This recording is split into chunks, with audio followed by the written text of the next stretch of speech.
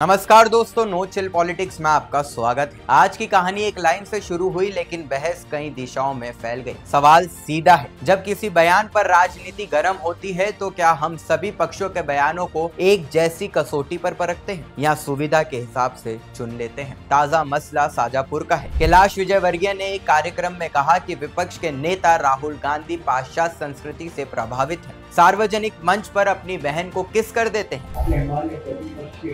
ऐसे हैं कि अपनी जवान बहन को बिल्कुल चुराए कर चुंबन कर लेते हैं। क्या आपसे पूछना चाहता हूँ, आप में से कोई ऐसा व्यक्ति है क्या?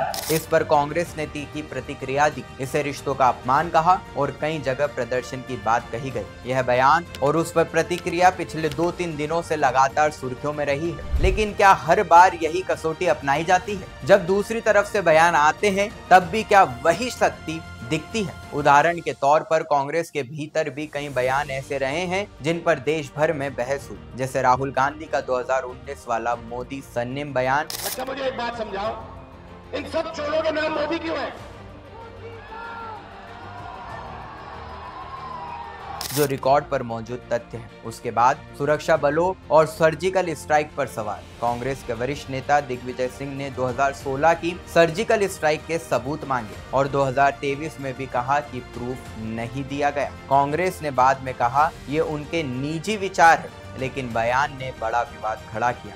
ये भी दर्ज है। तीसरा केस, भाषा और मर्यादा। अक्टूबर 2020 में कमलनाथ ने चुनावी मंच से विरोधी उम्मीदवार इमरती देवी के लिए आइटम शब्द बोला। इलेक्शन कमीशन ने नोटिस जारी किया। बाद में कमलनाथ ने सफाई दी कि बात का मतलब गलत समझा गया। ये भी पब्लिक रिकॉर्ड है। और अब वो बात जो सोशल मीडिया पर सबसे ज्यादा घूमी, मंडी में क्या भाव।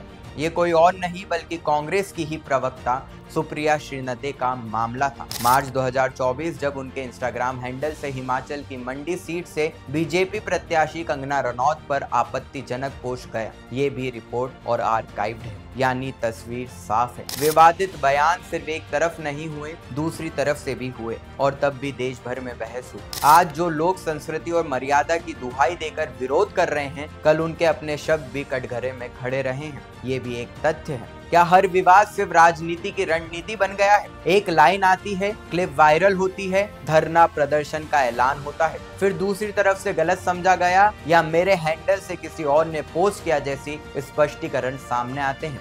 मेरे फेसबुक और इंस्टाग्राम अकाउंट का एक्सेस कई लोगों के पास है। चला कि ट्विटर पर मेरा नाम का दुरुपयोग करके एक पैरोडी अकाउंट चलाया जा रहा है, सुप्रिया पैरोडी के नाम से।